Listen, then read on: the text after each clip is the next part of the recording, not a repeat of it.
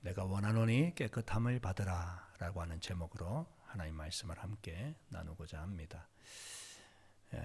우리가 가끔 한국을 방문할 때가 있으시지요. 한국을 방문하게 되면 우리가 아무리 바쁜 일이 있어도 꼭 해야 될 일이 있는데 그 중에 하나가 무엇일까요? 건강검진이겠죠. 내 몸 상태가 어떤가. 아무리 하고 싶은 일이 있어도 몸이 허락하지 않으면, 건강하지 않으면 아무것도 할 수 없다는 사실을 우리가 살아가면서, 특히 나이가 점점 들어가면서 더 많이 느끼게 되는 것 같습니다. 그래서 미리 사전에 전화하셔서 또 건강검진도 잡아놓고 하실 텐데, 저도 이제 작년에 여름 한국 방문했을 때 병원을 갔었거든요. 근데 어쩌면 그렇게 사람들이 많은지 시장보다 더 많은 사람들이 병원에 있는 것을 보았습니다. 야, 아픈 사람들이 이렇게 많은가? 아니면 나처럼 이렇게 건강검진 받으러 온 사람들인가? 그게 이제 대학병원이었는데, 야, 정말 사람들이 이렇게 많이 아프구나. 병도 그냥 병명들이 얼마나 그렇게 많이 있는지 우리가 미처 알지도 못하는 그런 병에 걸려서 고통을 당하는 분들이 참 많다는 사실을 깨닫게 됩니다. 예수님께서 이 땅에 오셔서 사역을 하실 때에 많은 사람들이 예수님 주변에 몰려드는 계기 중에 하나가 예수님의 그 하나님 말씀을 가르치시는 이 말씀 사역도 있겠지만 어쩌면 병을 고쳐주시는 이 치유 사역 때문에 많은 사람들이 몰려왔던 것 같습니다. 여러분, 이 자리에 앉아 계신 분 중에 안 아프신 분 계신가요? 다들 아프시지, 그죠? 이빨도 아프고, 근육통도 있고, 이 허리도 있죠, 그죠? 또 아프기도 하고.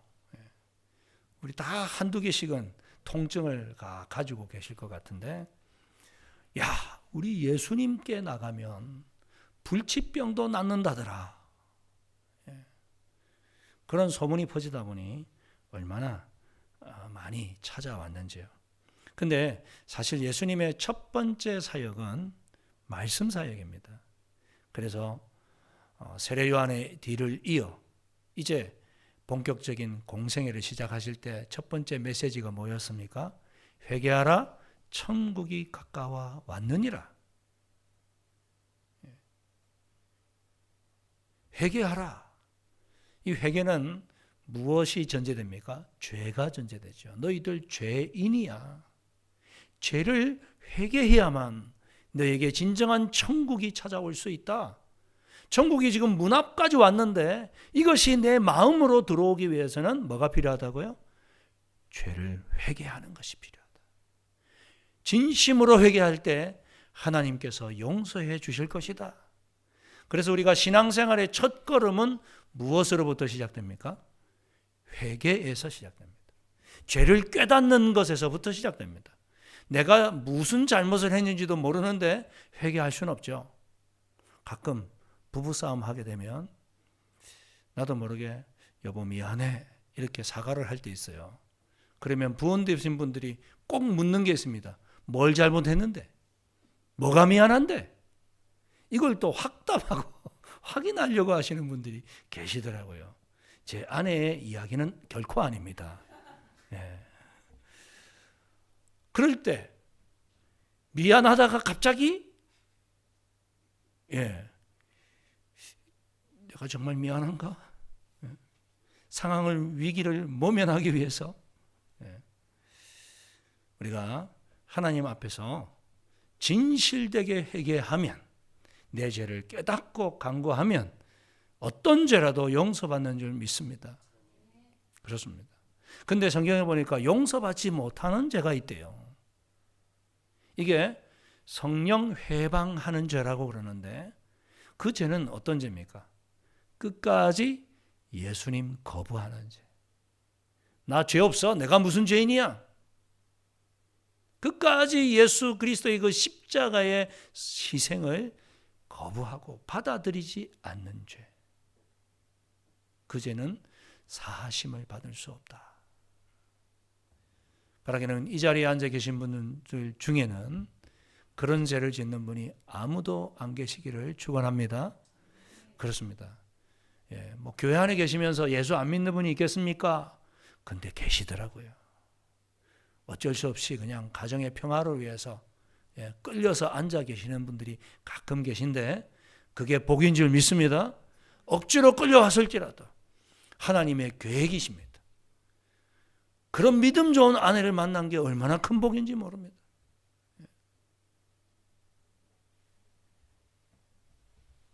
베드로도 지난주에 예수님을 진실되게 만났을 때 어떻게 하던가요? 8절에 보니까 주여 나를 떠나소서 나는 죄인이로소이다. 그죠?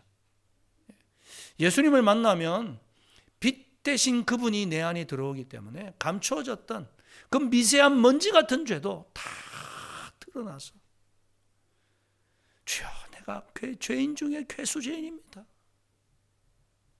그렇게 회개하고도 또 죄가 들추어지는, 그래서 정말 주님을 닮아가는 저와 여러분이 되실 줄 믿습니다. 이런 회개하는 자를 우리 주님은 뭐라고 말씀하십니까? 내 죄 사함을 받았느니라. 병을 고쳐주시는데 예수님께서 그런 말씀을 하시는 거예요. 네 병이 고침받을 지어다. 침상을 들고 일어나 걸어갈 지어다. 이렇게 말씀하지 않으시고 내 죄 사함을 받았느니라. 무슨 얘기입니까? 이 죄 사함이 가장 근본적인 것이란 얘기겠죠. 내 삶의 모든 문제는 바로 이 죄 때문입니다. 아까 우리 진주사님 대표기도 하셨습니다마는 이 전쟁이 일어나는 모든 문제도 다 죄 때문 아닙니까? 육신의 정욕과 안목의 정욕과 이생의 자랑에 우리가 다 묶여 있어가지고 그 욕심을 내려놓지 못하고 내 이 탐욕을 내려놓지 못해서 남의 것을 빼앗아서라도 남을 힘들게 해서라도 내 것을 포기하지 않고 누리려고 하는 그런 면에서 보면 저와 여러분도 다르지 않다라는 한 생각을 갖게 되는 것 같습니다. 오늘 본문에 보면 예수님 앞에 한 환자가 찾아왔습니다. 그의 병은 뭡니까? 나병이라고 기록하고 있습니다. 12절에 예수께서 한 동네에 계실 때에 온몸에 나병 들린 사람이 있어. 온몸에 나병이 들렸답니다. 나병은요, 문둥병이라고 예전에 불렀죠. 이것을 요즘은 또 한센병이라 그렇게 부르는데요. 이 나병균이 전염에 의해서 다른 사람과의 접촉에 의해서 내 몸에 들어와서 이것이 막 수포도 일으키고 그리고 이게 심해지면 살이 썩어 문드러지기 시작하고 통증이 없는데도 불구하고 코가 내려앉고 손가락이 떨어져 나가고 그래서 나중에는 막 얼굴이 그냥 비참한 그런 모습 우리가 가지고 있는 문둥병 환자들 예전에 참 많이 봤었습니다. 요즘은 그죠? 우리 대한민국에 많이 없어졌죠. 그렇기 때문에 이건 전염을 할 수 있으니까 나병 환자들을 따로 모았죠. 그래서 격리시켰습니다. 여러분 코로나 시대를 지내면서 격리가 뭔지 경험하셨죠? 한국 가게 되면 의무적으로 2주 동안 꼼짝없이 그죠? 갇혀가지고 가끔 가져다주는 그 음식 먹으면서 늘 문자로 확인하잖아요. 반려 체크하고 여기서 뭐 보내고 그 2주가 얼마나 길어 보였는지요. 근데 이 나병이 걸리면 가족으로부터 아예 떨어져서 동네로부터도 격리되어져서 평생 그 나병이 낫기 전에는 다른 사람과 접촉해서는 안 되는 그런 관계가 끊어진 가운데 살아가야 된다는 것. 이것이 어떻게 보면 병과 실험하는 것보다 더 큰 고통이었던 것 같습니다. 다른 병은 그래도 옆에서 간호해 주잖아요. 가족들이. 어우, 열이 펄펄 끓네.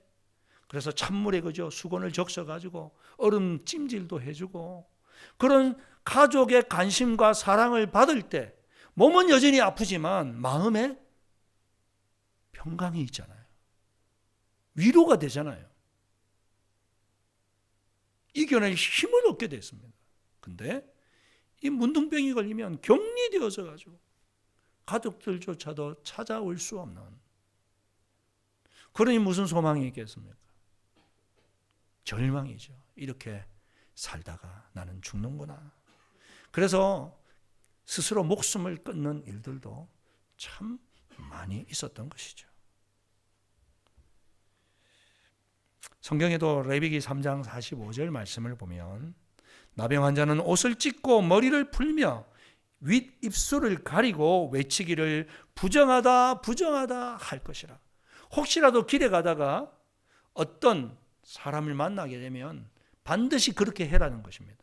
왜? 정상인이 그 환자와 접촉해서 옮을 수 있기 때문에, 사람이 보인다 그러면 입을 가리고 나는 부정하다 부정하다 외치라는 거예요. 얼마나 비참하겠습니까? 그 얘기를 하면서.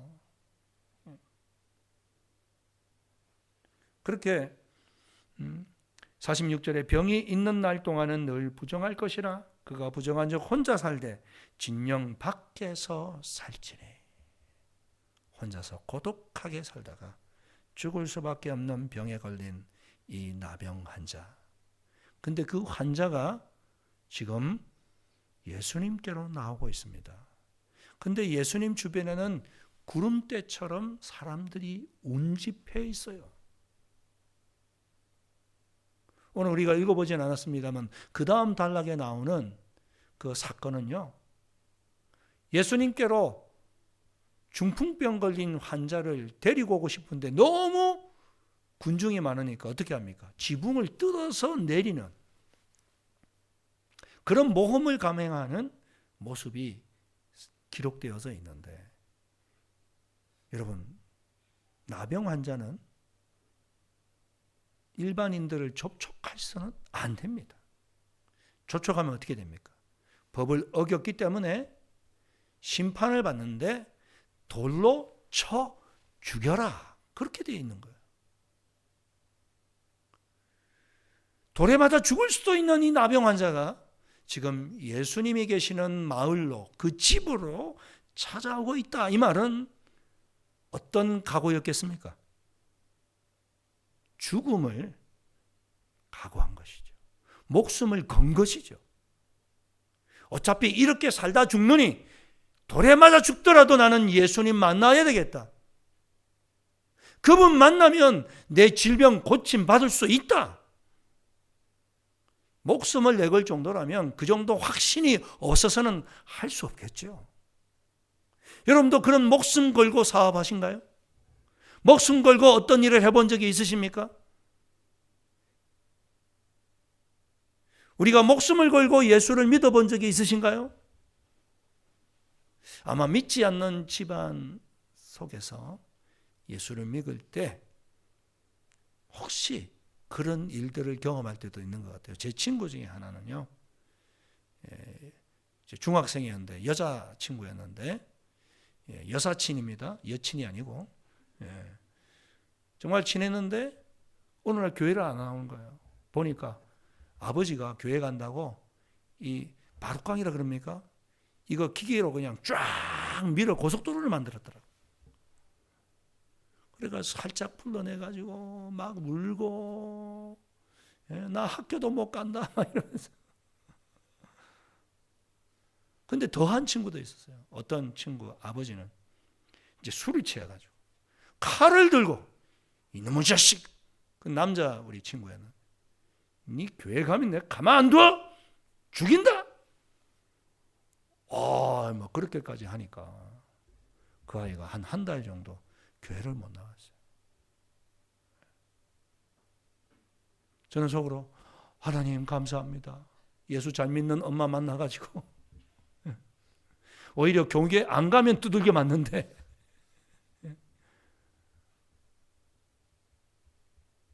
이 목숨을 걸고 이 나병 환자는 지금 예수님께로 나오고 있습니다.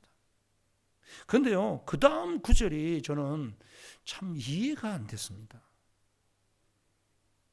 목숨 건 그가 예수님께 왔다면, 예수님,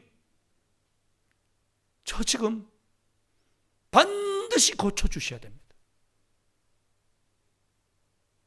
제가 이 목숨 걸고 오신 거 아시죠? 돌에 맞아 죽더라도 저는 각오하고 나왔습니다. 그러니 제 마음 아시니 반드시 고쳐주세요. 오늘 아니면 안 됩니다. 내일 오라고 하지 마십시오. 그러고 매달릴 것 같아요. 근데 오늘 12절 말씀을 보십시오. 예수를 보고 엎드려 구하여 이르되, 엎드렸습니다. 항복이란 표현이죠. 온전히 그분을 경배한다는 표현이죠. 그리고는 이렇게 이야기합니다. 주여 원하시면 나를 깨끗하게 하실 수 있나이다. 주여 원하시면 나를 깨끗하게 하실 수 있나이다. 이게 무슨 얘기입니까? 반드시 고쳐주세요. 이러고 그냥 애걸복걸하면서 바지끄장이 붙잡고 늘어져야 그게 정상적이지 않습니까? 지금 목숨까지 내걸었는데, 근데 주여 원하시면, 여기서 주여라고 하는 단어에 집중하게 됩니다. 우리는 그냥 쑥 훑고 지나갈 수 있는 말씀이지만 이 나병 환자에게 있어서 예수님은 주님이셨습니다. 지난주에 우리가 살펴본 베드로가 제자로 부름을 받을 때 처음에는 배를 빌려달라는 예수님에게 선생님 그랬죠. 깊은 데로 가서 그물을 내려라 그럴 때 선생님, 제가 밤이 새도록 밤새도록 내가 그물을 던졌지만 한 마리도 낚지 못했어요. 그러나 말씀에 의지하여 내가 그물을 내리겠습니다. 베드로는 처음에 선생님 그랬습니다. 그런데 이분은 처음부터 주님, 주여, 이 말은 확실히 예수를 믿었다는 얘기죠. 이 내 인생의 주님이시다. 이분이야말로 나의 구원자이시다. 여기에 저는 열쇠가 있다고 생각합니다. 주여. 주님이 주인이면 나는 뭡니까? 종입니다. 종은 시키는 대로 하는 거죠. 그러니까 주인 대신 예수님께서 원하시면 나를 깨끗하게 하실 수 있습니다. 아무리 종인 내가 원하고 원해도 주인이 허락하지 않으면 안 되는 거죠. 확실한 관계를 그는 고백하고 있는 것입니다. 많은 경우 우리는 기도할 때 어떻게 기도합니까? 주님, 내가 원하는 이거 반드시 들어주셔야 돼요. 내 뜻을 관철시킬 때가 참 많습니다.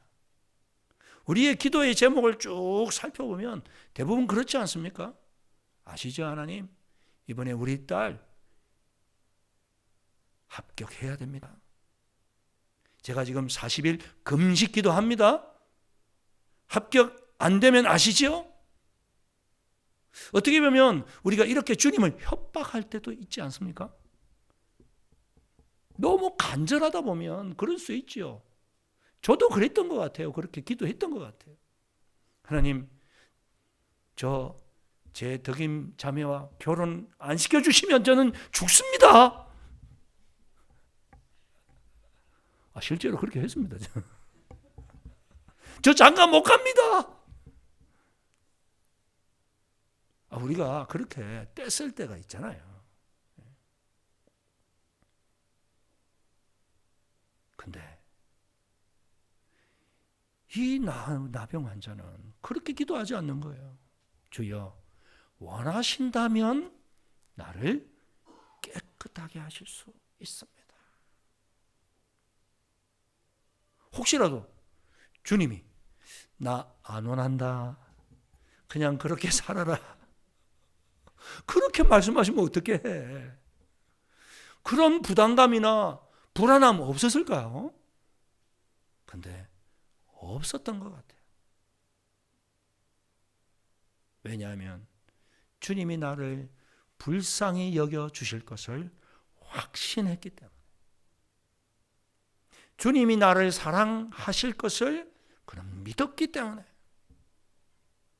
혹시라도 주님께서 그대로 나병과 함께 살아라, 그렇게 말씀하신다면 정말 받아들이기는 어렵겠지만, 주님 내가 받아들이겠습니다, 순종하겠습니다, 그런 믿음이 이 환자에게 깔려 있다는 사실을 보게 되는 것이죠. 그의 이 간청 속에서 우리는 그가 자기 인생의 주도권이 나에게 있지 않고 주님께 있음을 고백하고 있는 것을 봅니다. 저와 여러분도 그렇게 고백할 수 있기를 축원합니다. 한번 따라하겠습니다. 내 인생의 주도권은 주님께 있습니다. 그죠? 우리가 세례받을 때 다 그거 고백하고 세례받는 거 아닙니까? 예수가 나의 주인이시다, 나는 당신의 종입니다. 근데 이거 까마득하게 잊어먹고 늘 내가 주인 되어서 살 때가 많았잖아요.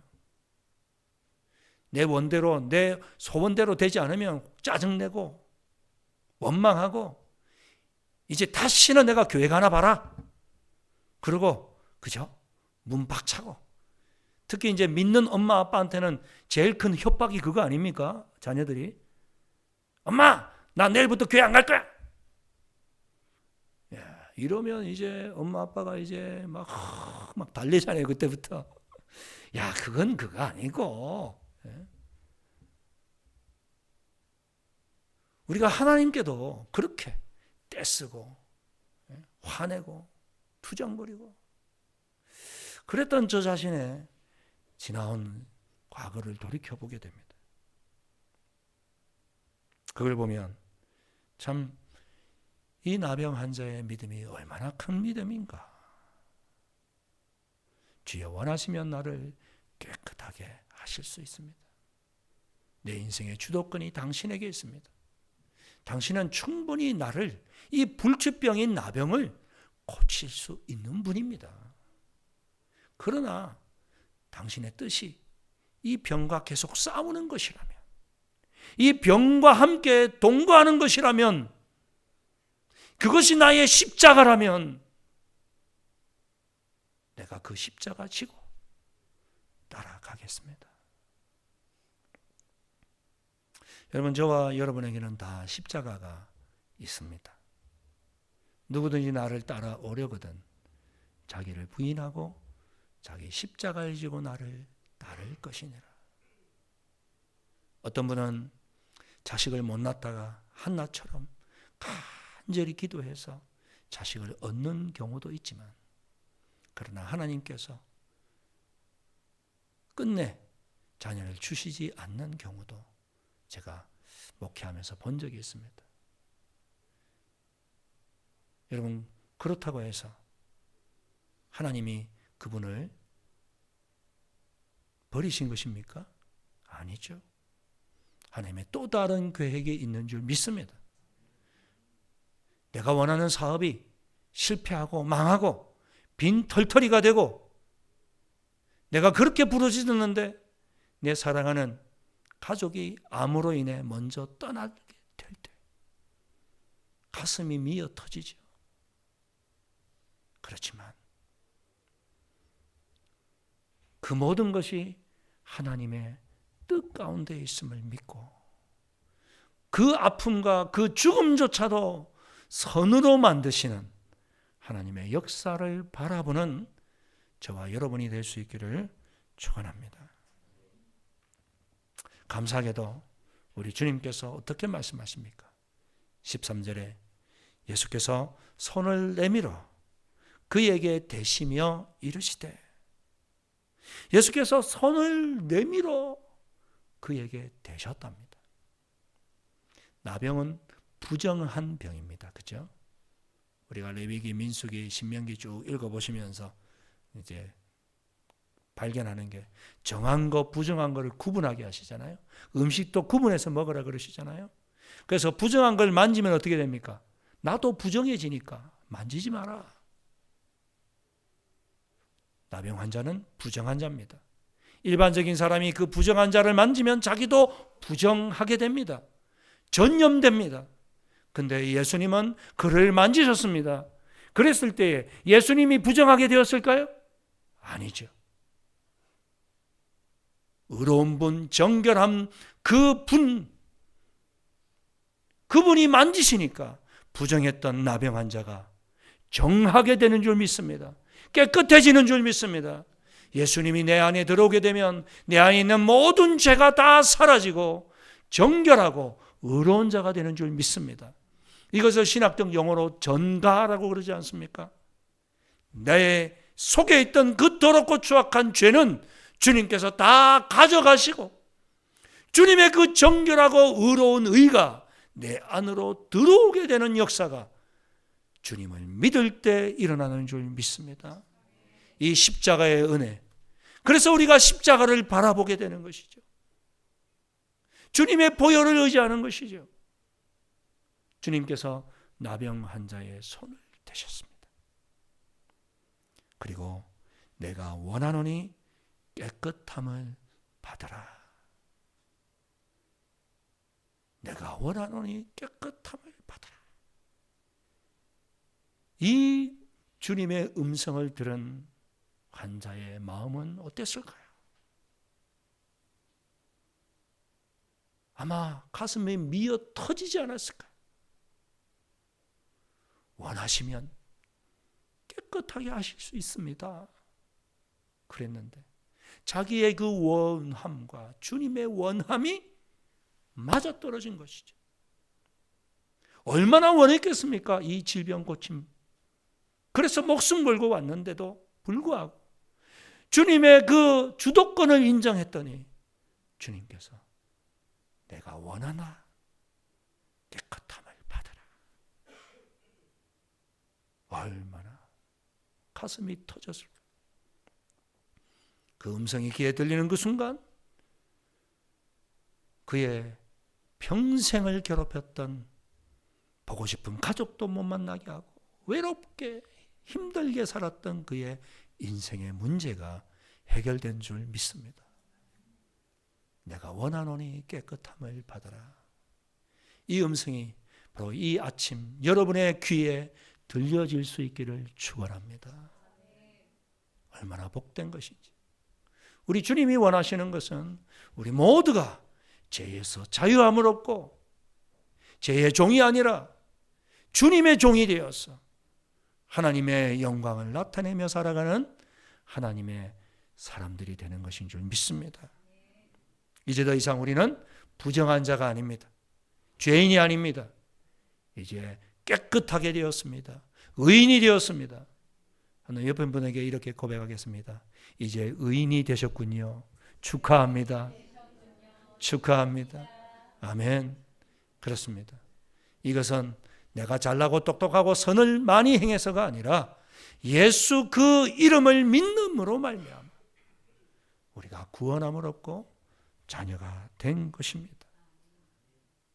근데요, 주님께서 14절에 이런 말씀하세요. 예수께서 그를 경고하시되, 경고하세요. 아무에게도 이르지 말고 너의 이 나은 몸을 제사장에게 가서 보여주어 다 나았음을 확정받고 자 가족들에게 돌아가라. 경고, 이 말씀 중에 경고는 어떤 게 해당되겠습니까? 아무에게도 말하지 마라. 여러분, 왜 아무에게도 말하지 말라고 하셨을까요? 이것은 본질이 왜곡될까 걱정하셨던 것입니다. 예수님은 사실 우리의 이 영혼의 문제, 죄의 문제를 해결하기 위해 오셨는데 이게 전도가 되어져서 그저 병만 고침받으려고 하는, 진정한 인생의 문제인 이 죄 문제에 관심 없고 그저 주님이 주시는 그 떡만 먹고 배부르는, 여기에 관심을 갖게 될까 봐 주님이 걱정하셨던 것이죠. 본질과 비본질이 전도되는 일이 우리의 신앙생활에 있어서는 안 될 줄 믿습니다. 처음에는 주님이 주시는 그 구원과 은혜에 감사해서 신앙생활 하다가 언제부턴가 주님이 주시는 그 선물, 거기에 마음이 다 빼앗겨가지고, 우리 아빠 되신 여러분 출장 갔다가 선물 가져왔을 때 아이들이 아빠는 안 보고 선물, 아빠 선물 가져왔어? 이러면 좀 섭섭하시죠? 그죠? 우리 주님도 안 그렇겠습니까? 아빠 하고 와서 그냥 덥석 안겨야 가슴이 그냥 터지는 것 같은 기쁨인데, 얘가 와가지고는 아빠 빈손이네? 이러면 얼마나 마음이 상한지요. 우리가 이 주객이 전도되면 안 됩니다. 주님이 주시는 이 구원, 이 가장 큰 선물 받았으면 주님 족합니다. 괜찮습니다. 그럴 때 이 아버지 하나님 마음이 그냥 넘쳐가지고 감격이 되어서 원하지도 않는데 딱 보고는 야, 너 그거 필요하지? 내가 가져왔어. 이런 은혜가 저와 여러분에게 충만하시기를 축원합니다. 이 시간 우리 주님께 한번 고백을 드렸으면 좋겠습니다. 주님이 내 인생의 주도권을 가지신 참 주인이십니다. 내가 선물 바라보지 않고 주님 바라보겠습니다. 주님 한 분만으로 만족합니다. 나의 믿음 주께 있네.